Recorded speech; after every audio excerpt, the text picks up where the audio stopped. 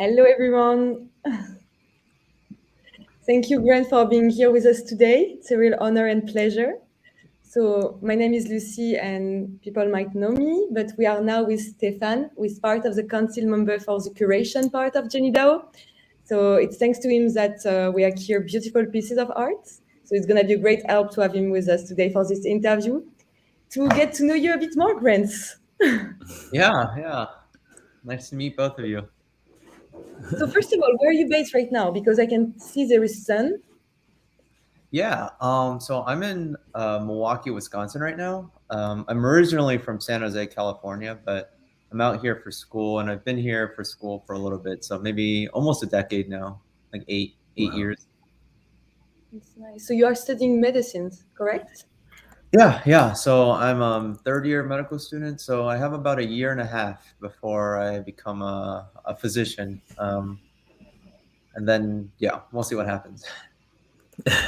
You're almost there, Grant. I'm Is almost there there. any is there any specialization you're looking to veer into more than the others? Um, So the way medical school works here in America is like, well, in your third year, you start rotating like every 8 weeks. You'll do like a different specialty, and so you'll like have kind of an opportunity to look through everything. I just finished like 8 weeks of surgery where I was like cutting legs off. I was like literally cutting legs off every day on vascular surgery. This past month, I was on OB-GYN, so like labor and delivery. Mm-hmm. I was delivering Mm-hmm. babies. So I don't know yet, but I think something that will allow me to have more time to do art, realistically speaking. So I don't think like a surgical subspecialty is something that I would like to do. Maybe something more less intensive. Mm-hmm. Yeah, you'll see. So you are a student, medicine, almost with you're almost graduated. You're also a former break dancer. Am I correct? Not former, so it's still going, but yeah. When did you start? I don't know. That was a long time ago. Maybe 15 years ago. Something a long time ago. Yeah, it's been a long time. So dancer, med school, and also digital artist. Yeah. How do you manage your time? How do you manage? How do I manage my time? I don't know. Well, I enjoy multitasking. I guess. Sometimes I'm at the gym. Sometimes I'm at the gym and I'll listen to like school lectures or I'll listen to like a Twitter Spaces and like just figuring stuff out. Like I don't know. People say you can never multitask, but I beg to differ. Yeah, I think you like to be busy, which Yeah. is which is nice. So I don't know if we're gonna talk about the med school or the dance, but for sure we need to talk about your art. We Yeah. need to go with Stefan. First of all, how did you start creating? How did you find your path, your way into this artwork? And what do you want to share in this? Yeah. So I've been an artist my whole life. Did you want to say something? Sorry. No, no, we are Okay. all ears. So I've been a artist my entire life. I remember the first thing, like when you were a little kid, your parents would ask you what you want to become when you grow up. And I remember the thing I always told my parents was I wanted to be a photographer because I really enjoyed shooting photography, just like, as a little kid when I was like 4 or 5 years old. And my mom was an art teacher. She got a master's in art. And my aunt was also an art teacher. And she was like, pretty big in my life when I was a little kid growing up because I spent a little bit of time in Korea where most of my extended family lives. So I had a lot of exposure to art and I saw like the paintings that my parents and my aunt would draw and do and the sculptures and stuff. And so I've always been super into art and kind of expressing how I see the world and just I've always kind of like was an artist and, was drawing throughout, elementary school, middle school, and high school. And then once I got to college, I moved from California to Wisconsin. And for those of you who aren't in America, it's quite a different landscape. The environment changes quite a bit. And because I was in the Bay Area, there was a lot of people and it was like very city-like. And then I moved to Wisconsin And Madison isn't necessarily a tiny city. It's around a population of 300,000 people, but it is definitely smaller, and the landscape is very different. And so when I got here, I was just so amazed by kind of the farms and the hills and the nature that was here compared to where I was living. And around that time, I started to get into digital art, and there was a museum at the University of Wisconsin that I attended. So the University of Wisconsin is, I think, by population and size, like one of the top 10 universities in America. And so they have a lot of money, and they have this museum that they sponsor, which is the Chase and Art Museum, and they have a world class collection of like Warhol and Frankenthaler and just all these other artists. And the artist and the art piece that I always would see, like every week I would go to the museum because it was free for students, would be the Standard Station by Ed Ruscha.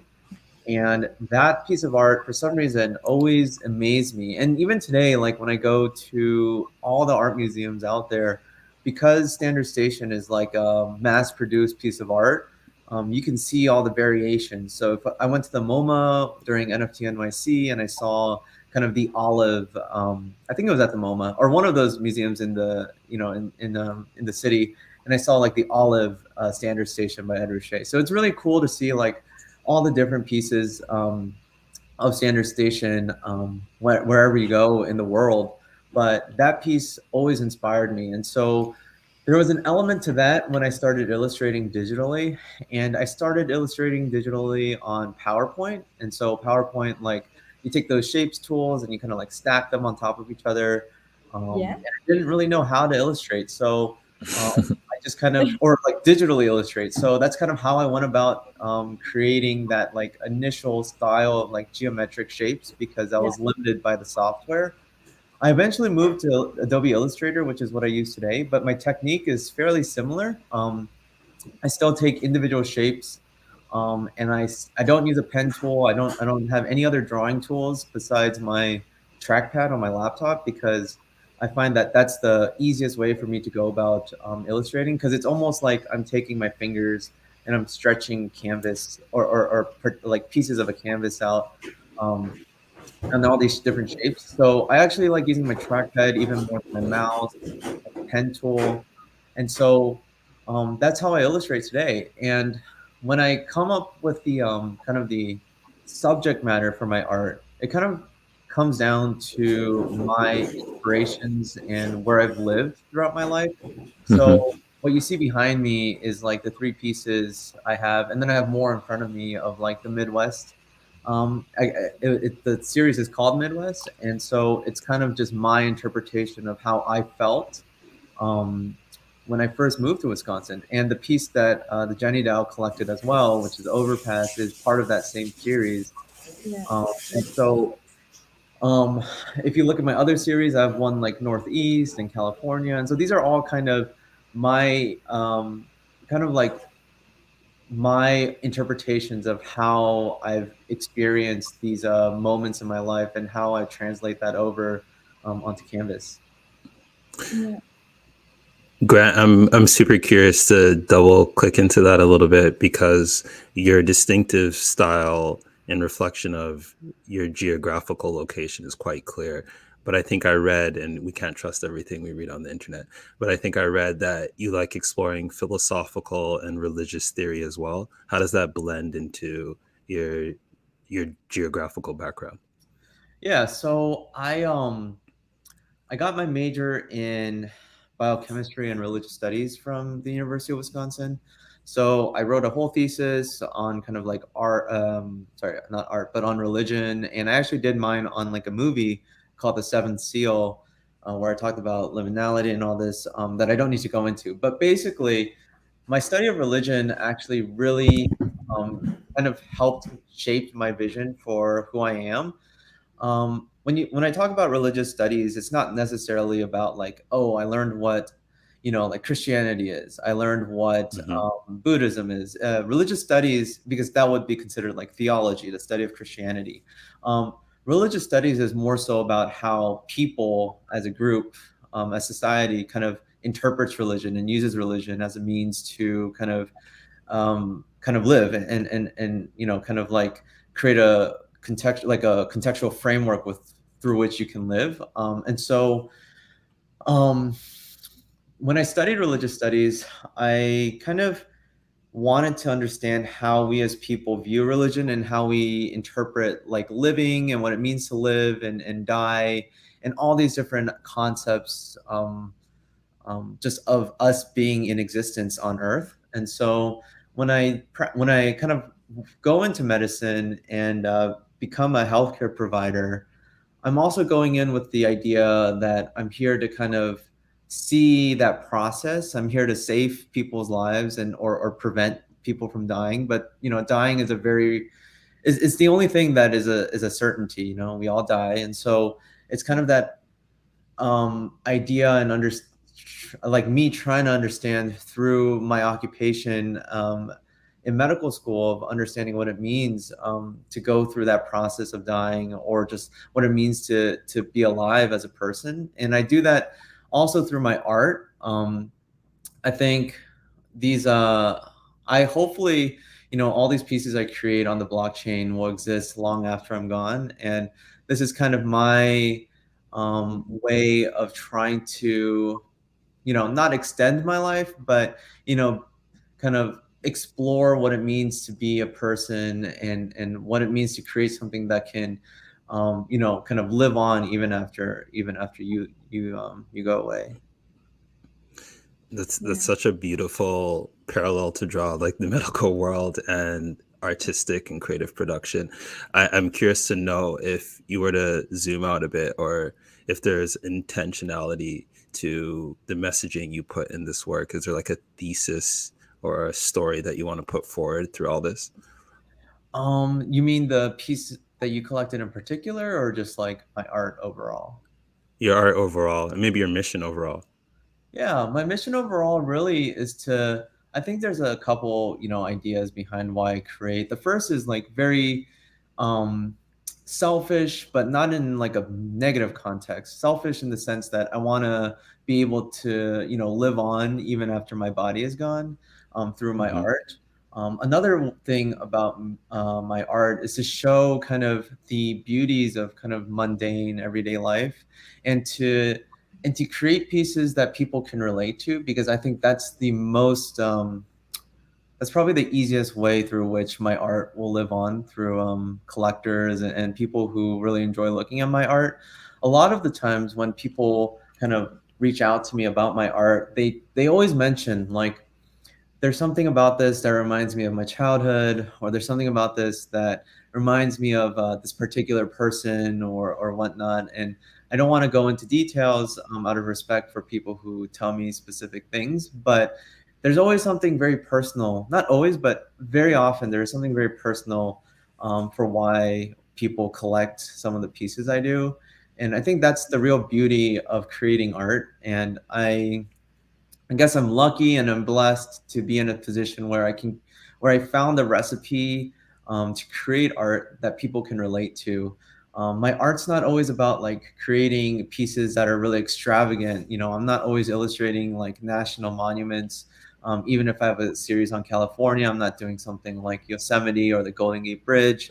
I'm not illustrating things like the Eiffel Tower or like the Manhattan skyline. I'm trying to illustrate things that are very mundane, and that have people realize that where they live and where they exist shouldn't be kind of taken for granted. The grass is always greener. We always say, I hope I get off of work soon, or I hope I get vacation time so I can travel somewhere. But I feel like kind of having traveled throughout the United States a little bit, you just realize like, you should just, there's so much beauty around you wherever you live. And it's just how you can reframe your way of thinking to see that where you live as well is just as beautiful as somewhere else you would want to go. Yeah, it's true. What I saw is that your artist can be described as nostalgic. And what is really impressive is that you made beauty out of something that is normally not special, and you make it special through your eyes. And this is really interesting because it's true. When I saw your art, I felt like I know this place, I never been there, but I know this place. And I'm sure that maybe Stefan can also relate to that. So this Absolutely. surprising is that your art is about simple place that everyone already saw or dreamed or saw in a movie or something. It's common and internationally common. So it's really fascinating to see that. And so would you say that your work is nostalgic? Because I saw this adjective a lot in your work description from other people, obviously. Yeah, I would definitely intentionally say that my art is nostalgic sometimes because that's kind of where the inspiration came from. You know, when I talked about Ed Ruscha and his style, you know, he wasn't just like his own, he didn't like create an entire genre of art by himself. You know, there were artists before him and after him who helped shape kind of that aesthetic. And I think that aesthetic kind of comes over to my art as well. These kind of um, pieces that seem timeless, at least for the 20th and the 21st century. Sometimes you see my art and you don't really know when this takes place. You know, it could take place in 1940 or it could take place in, you know, 2022, and you don't really know. But at the same time, when you look at the little grain on my art, all my art for the most part has like a little bit of grain that I put on. It looks like it's like a little bit of noise. And the reason I put that on was because I really, really enjoyed film photography, and I still do. And I know like even now it's become like a kind of like a cliche to like shoot digital photography and then put a little grain over it to pretend like it's something older than it actually is. But there was always something about like that grain that I loved as a little kid, and I wanted to translate that over to my art when I did digital art.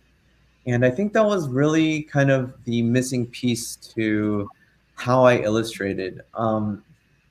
When you look at my art, and I wish I had an example, but I don't right now. But when you look at my art and you have the grain and you have kind of the piece that has no grain on it, it's like a completely different piece. And when you look at the piece that has no kind of noise that I put over it, it doesn't look as complete. And for some reason, that texture is enough to portray and kind of is enough to suffice for like all of these like kind of negative spaces I use. I use a lot of negative space, but with that grain, it kind of like is able to accentuate whatever solid colors I use.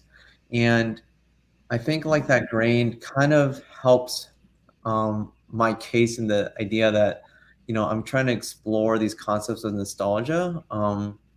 And it might not seem as clear if you were to just look at it, but where I started was, you know, I put this grain over because I wanted to kind of mimic how photography looked, you know, maybe like 60 years ago. So maybe, yeah, maybe this is part of this kind of feeling of nostalgia that we can have. And it's true that it can be taken in 1950 or now it's intemporel. It's beyond all the generation. No, it's really interesting, but I would love to show more of your work, but apparently it's like, do you see this too? Okay. Oh, that's strange. No, it was working. You know what? I'm gonna stop sharing and trying to go back to your work over here. It might be better if you go through Super Rare. I think maybe the Squarespace server is just not working right now. Yeah. As you're pulling things up, Lucy, I'm again curious to keep going down this thread with you, Grant, in exploring what I find to be some of my favorite elements of artwork, which are texture, color contrasting, minimalism, and stillness. I'm very curious to know why you found illustrations, in particular digital illustrations, to be the right sort of forum to express these ideas for you, as opposed to photography, for example. Yeah, I think um, it like it would be a lie to say that it didn't come partly out of the limitations I had. I think in college I didn't have a car. In college I didn't have the best camera that I could possibly afford, and so when I looked towards a medium, I picked a medium or I picked a software that allows me to vectorize all my art. So my art is vector. I can expand it indefinitely. I can make it as small as possible, make it as large as possible. So it gives me a lot of flexibility in that sense. And also, I use a lot of photography personally, like my photographs that I take, like for references. And so my photography kind of lives on through my art. But sometimes the photography that I shoot doesn't portray exactly what I see in my head. Sometimes I'll see sometimes I'll drive or I'll walk somewhere and I see a composition in my head that's like perfect. But then when I put the camera on onto that, kind of subject, it just doesn't translate well. And I think that's just kind of me being not the best photographer, I could possibly be. But that's completely fine because I take those ideas of what I have in my head to be like, this is a photograph I want to shoot. And then I just translate that over to my art. Yeah. Amazing. Yeah, it is.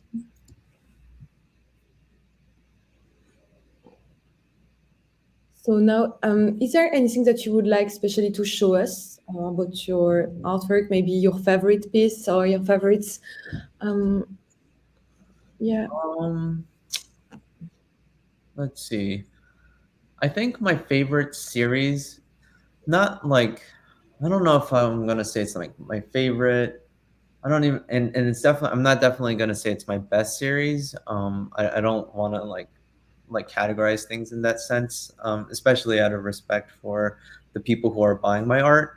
But I think personally, just like the one that is kind of the most dear to my heart is the Midwest series, which is kind of towards the bottom of the super rare page, because that's kind of the series that I first created in this style. And there's a piece called Midwest that's actually kind of like the self-titled piece of the series. And I think that piece probably is one of my more favorite pieces slash the one that's really personal to me, because when I created that, I remember like I created it and I felt like I created something special that I wanted to explore more. And that was the first piece in that entire series. And I think that is like definitively the piece that I keep looking up because I have the illustration right above me. But that was a piece that like definitively showed like what colors I want to use, how I want to use these colors, and how I want to use negative space. So if you scroll all the way to the bottom, it should be somewhere down there. It should be called Midwest. Yeah, maybe scroll a little bit up. Yeah, it should be towards the bottom around there. But yeah, it's that one. I didn't mint them in order of how I created them. So this is the first piece I illustrated, but it's not the first piece I minted. But yeah, this piece in particular is kind of the one that started everything really. The perspective I wanted to showcase, the colors I wanted to use, and of course, like I would go on to kind of figure out how I wanted to use different colors, but just like the subject matter as well, kind of liminal space and kind of isolation, and really focusing on more of the landscape and architecture, more so than like people, is kind of where. So yeah, this piece is kind of where it all started. There is something that I found really interesting about this Midwest art, because it really looked like a suburb of a city where normally all the houses are similar. Even the shape of the house, the shape of the pool, everything is similar. And we can see that we are almost at this similarity, but each house is different, even the shape of the pool. So you don't want to show this suburb as something negative that a lot of people might say, you are going to the same house, you are next to each other, and it's no, but it's true. It's kind of, ranking to each other. So when I see that, I don't find this, how can I say, without any privacy. Actually, I found this really interesting because even if the houses are close to each other, they are all unique. And I think this is why maybe you choose to use different shape. Yeah, I mean, I think like the concept of suburbia and that's kind of what I wanted to portray here, like suburbs is a very like American-based theme where it was more like focused on kind of creating houses as fast as possible for as many people as possible at the turn of the post-war, like World War II. And I wanted to explore that concept of kind of like mid-century architecture. And you see like kind of my focus on mid-century design as well through other series like my space series. And yeah, I wanted to show kind of like there's a lot of themes going on here that I wanted to portray, kind of like the isolation. Everyone, like, there's a lot of houses here, but there's only one person, and it really kind of shows like what it feels like to be a single person in this huge landscape, right? And then you also see kind of like, yeah, the houses are all identical, but somewhere along the line, someone must have had to say like, we can't make them look all exactly the same. They have to have a little bit of variation between the houses, but you definitely know like the developer who, built these houses is the same developer, and kind of themes like Nice. that I wanted to Nice. show. Mm-mm. Right. It's exactly what the impression that it gave. So I might be stretching a bit here, Grant, but this piece and others for me suggest a sort of motion and movement in your work. Is that a theme that you tend to explore? Could I ask what the basis of that statement is? Is it kind of like at the back of the illustration with all the hills, or? Yeah, I think it's the curvature and the like dimensionality almost, where it looks as though there's distance and landscape that we're to engage with and to see in the piece. So I wonder if like movement and motion might be something that you're tackling here. Yeah, I wouldn't necessarily say it's motion, but the reason I do those hills in that fashion, I think it wasn't very intentional, like consciously, but I do, like looking back, I definitely do think it was like a subconscious kind of head nod or inspiration from like artists that inspire me, like Grant Wood and Edward Hopper and other like painters of that era, like realist painters.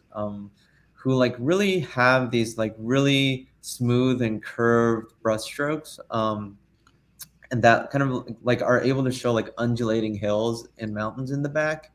And so yeah, that's kind of like, I wouldn't necessarily say it's like inspired by motion, but it was definitely inspired by like artists who came before me. Mhm.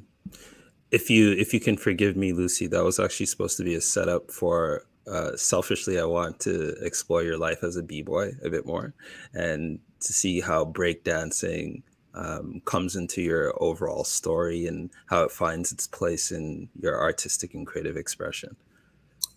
Yeah, this one's like a little bit difficult to explain because um it's like trying to explain something that um like it's trying to explain an emotion or trying to explain a color. It's almost Right. impossible. I think Right. like when you are dancing, there's so many elements to it, right? Like you can dance to songs you like, and then of course if you're doing something like what I'm doing, then you're like, or like any dance really, you have to train for a dance. You have to practice moves and practice movements and figure out how your body moves and understand and know your body. And at the same time, you're also creating art, so you have to be creative and unique. And especially like hip hop based dances, a lot of people I think about like my friends, the Jabberwockies, and stuff like that, where it's like really choreographed dances. But if you dive a little bit deeper, most hip hop based dances actually aren't choreographed. It's kind of Hmm. all of it is freestyle. So you kind of have to create something literally like as you're doing it. And so it's these movements that you're creating on the spot and how you are interpreting kind of the music and how you utilize the music and what and you contextualize it into a set of movements that you might not ever do again because of the situation.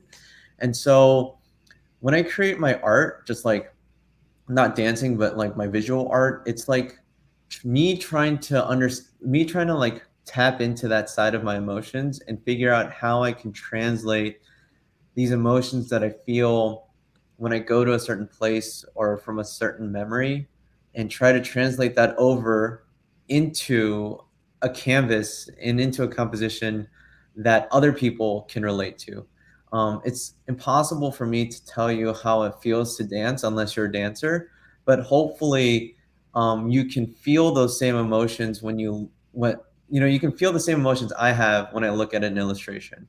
And so it's really kind of like all my art, whether I'm dancing, whether I'm illustrating, it's really about translating emotions. That's kind of the whole idea. And through my art, I'm just trying my best to share an emotion with you. Share, like, doesn't have to be share a specific memory. Everyone, someone can look like at this illustration over here in the middle and like think about like this reminds me when I fly over France, or this reminds me when I fly over Colorado or something. But it's not a specific memory, but it's a specific emotion of what it feels like to fly over something, and just kind of ideas like that. I love that. Yeah, we can see. And I saw on Super Rare also some a bit cyberpunk touch, if I can say. Just yeah, it's interesting. This also. Yeah, this was a commission actually. So when I first started on Super Rare, so my first mint on Super Rare was actually my genesis of all time, because I remember when I got accepted to Super Rare, that same day, I didn't even know what MetaMask was.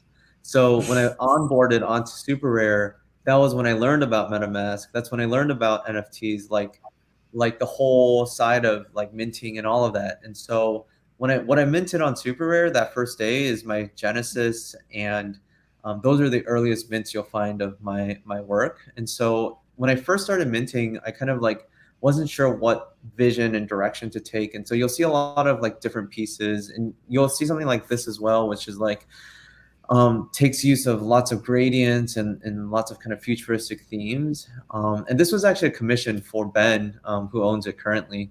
But yeah, pieces like this and some other pieces at the bottom of my Super Rare is just because I was trying to figure out, what the style was I wanted to showcase. And it also was kind of me not knowing what it meant to be an artist that sells NFTs, and kind of I didn't know. I think I had like 0 Twitter followers when I first minted. So I didn't know anything about Twitter.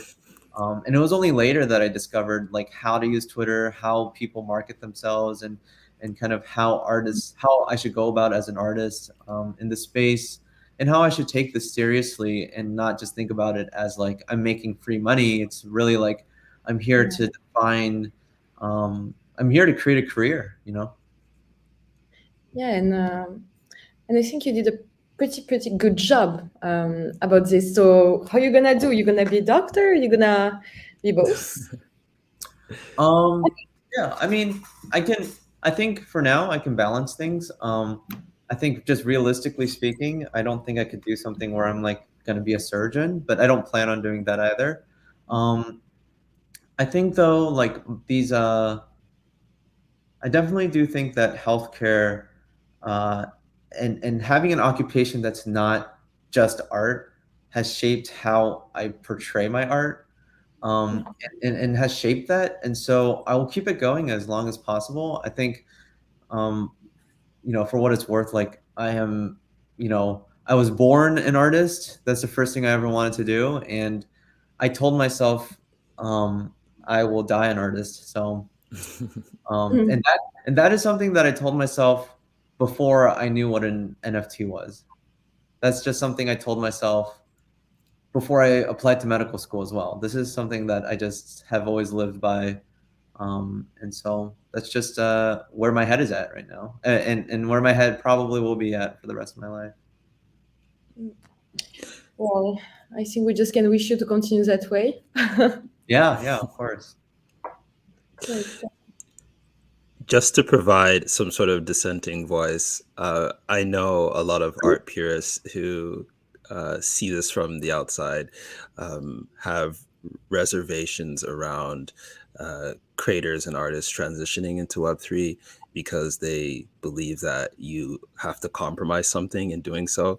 And it could be the forum through which you engage with the artwork or the medium of expressing it. Like, this is not a canvas in the classical sense, for example.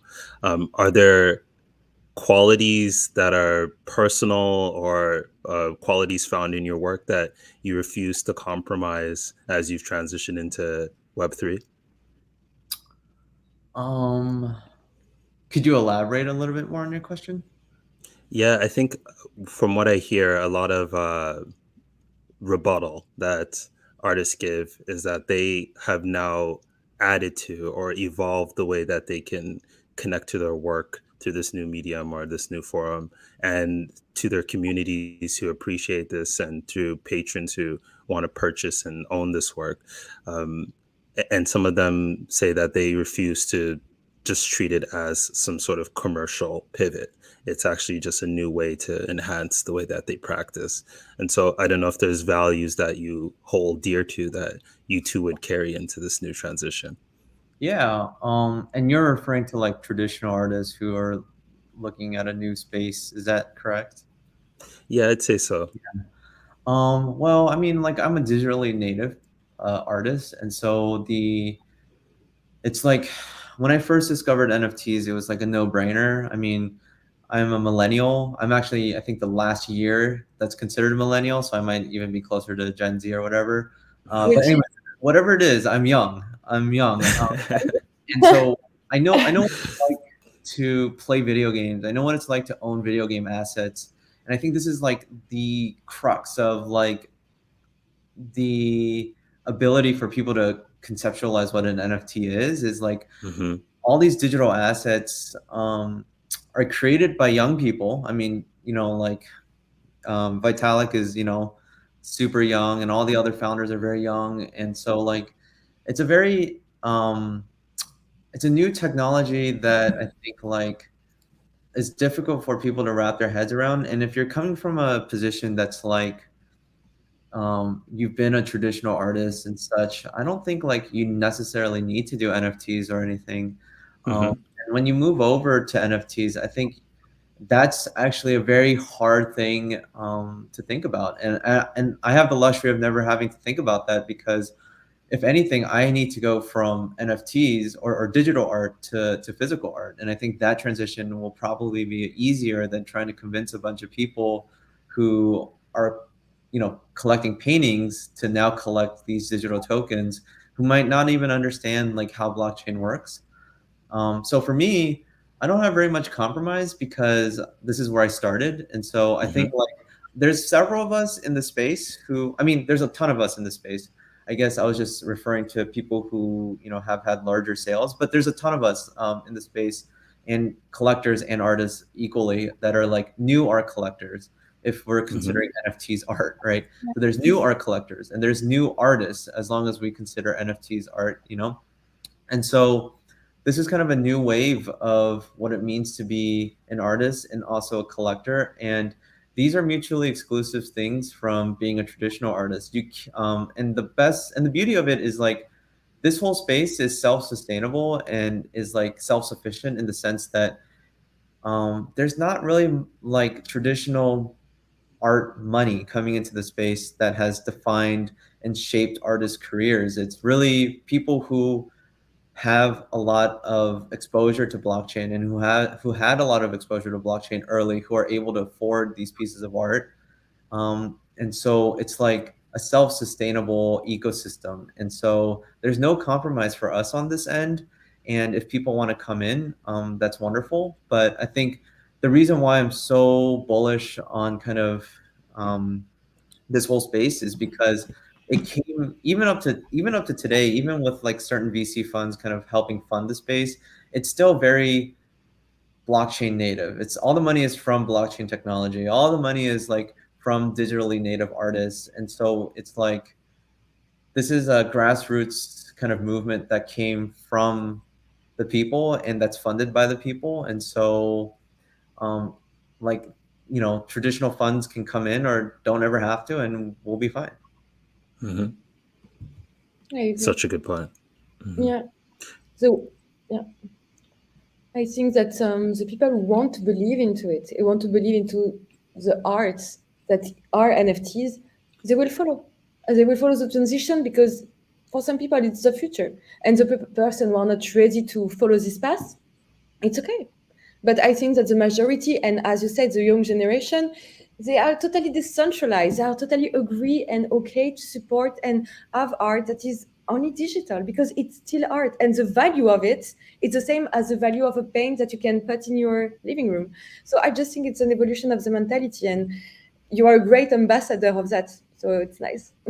Yeah, I mean, like, I think at the end of the day, there's a lot of people that hate NFTs, and this will never change, I think, because the majority of people probably today don't approve of modern art and what it stands for, what it means, and what it looks like. Even today, I went on just YouTube to kind of look at like what people have to say about modern art.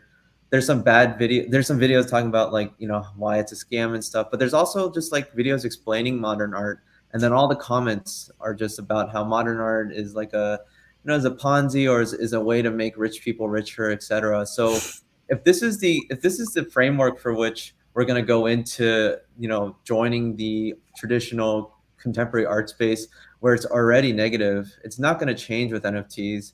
And so this concept of like, you know, mass adoption of NFTs, I think it can happen. I think it will happen, but it'll be like we'll mass adopt smart contracts and we'll mass adopt blockchain.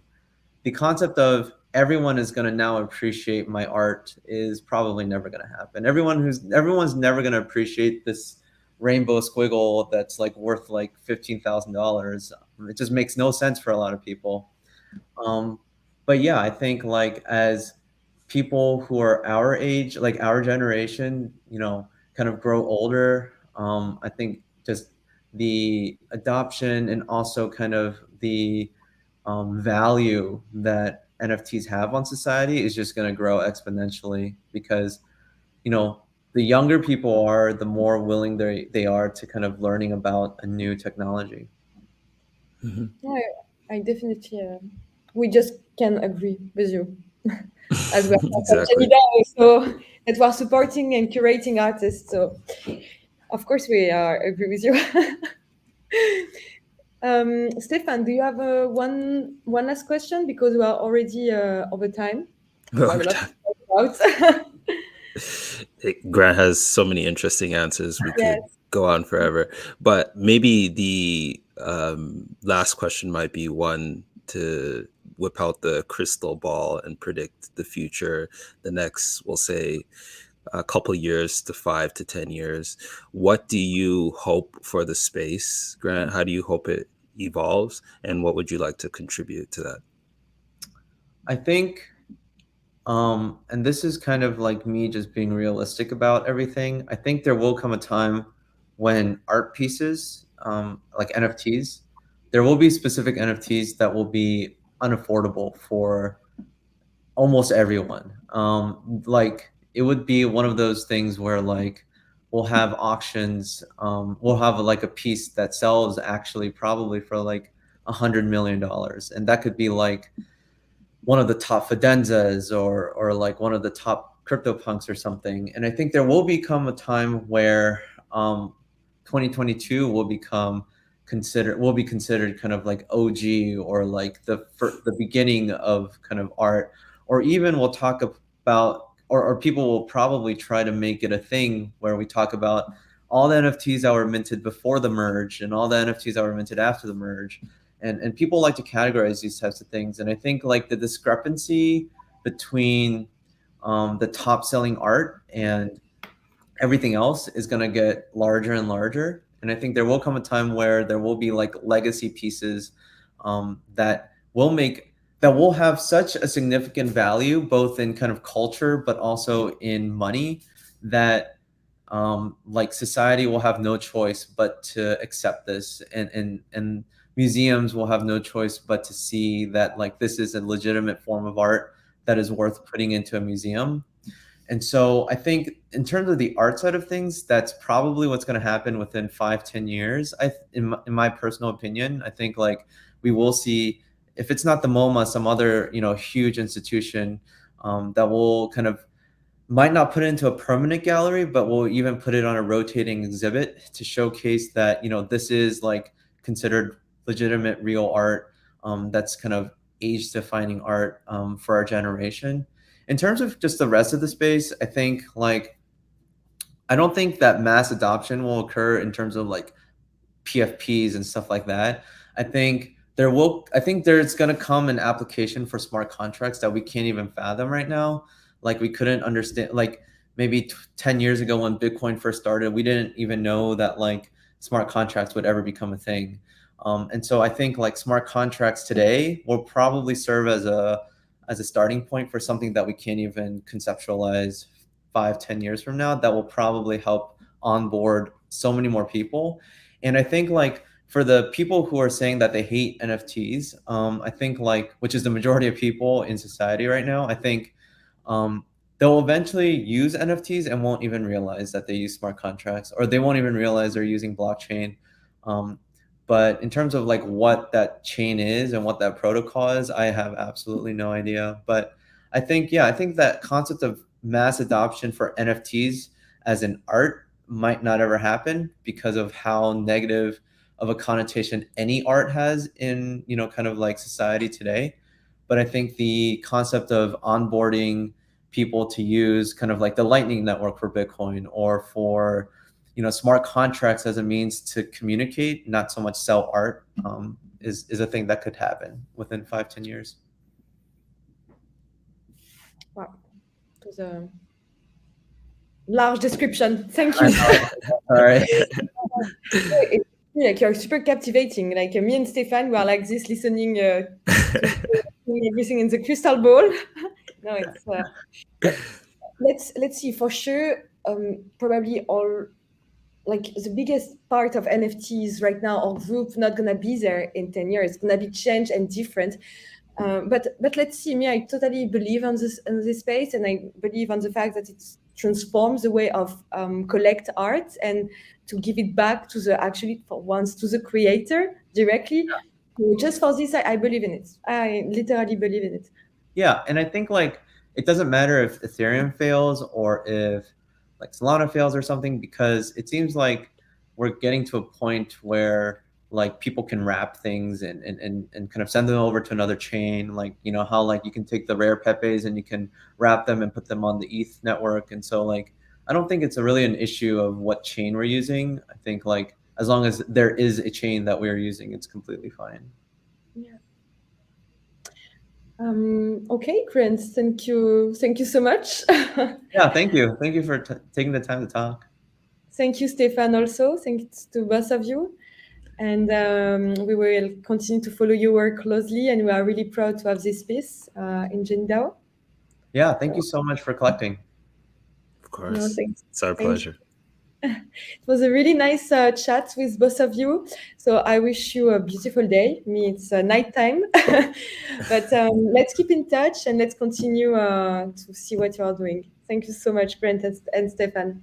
Thank you so much. Have a wonderful day. Good night. Take care.